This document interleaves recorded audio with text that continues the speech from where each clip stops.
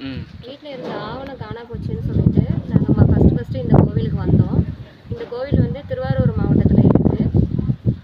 என்னென்னு கேட்டிங்கன்னா, நாங்கள் வந்து ஃபஸ்ட்டு வெள்ளிக்கிழமை தான் வந்து பார்க்குறதுக்கு வந்தோம்.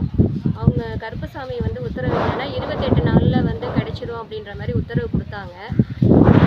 அது என்னென்னா, எனக்கு வந்து 13 நாட்கள்லேயே வந்து எனக்கு வந்து அந்த ஐயா கொடுத்த வந்து உத்தரவு வந்து நிறைவேறிடுச்சு. அதனால இந்த திரும்பவும் வந்து இந்த கோவிலுக்கு வந்து நான் ஒரு அரிசி மூட்டை வந்து கேட்டிருந்தாங்க, ஐயா கேட்டிருந்தாங்க. அதன் அடிப்படையில் வந்து நாங்கள் வந்து அந்த இதை வந்து நிறைவேற்றுறதுக்காக இங்கே வந்திருக்கோம். எல்லாருக்கும் என்ன சொல்கிறேன் அப்படின்னாக்கா, இது ஒரு நம்பிக்கையான ஒரு தெய்வம்.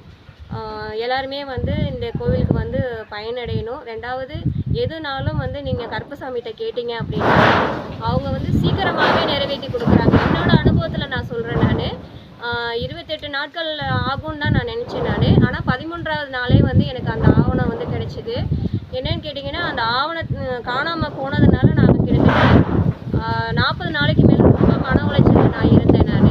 இப்போ நான் இங்கே வந்து பார்த்ததுக்கப்புறம் இது வந்து 2வது தடவையாக நான் வந்துட்டுருக்கேன். திரும்பவும் என்னோடய குறைகளை வந்து சொல்லிவிட்டு என்னோடய குறை எல்லாத்தையும் நிறைவேற்றிக்கிட்டு நான் வந்து தொடர்ந்து இந்த கோவிலுக்கு வருவேன்னு சொல்லிட்டு சொல்கிறேன். நான் என்ன பொருளுமா காணா போனது?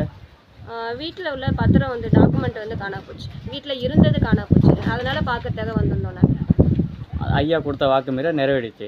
நிறைவேறிச்சு. உங்களுக்கு கருப்பசாமி மேலே நம்பிக்கை இருக்குதா?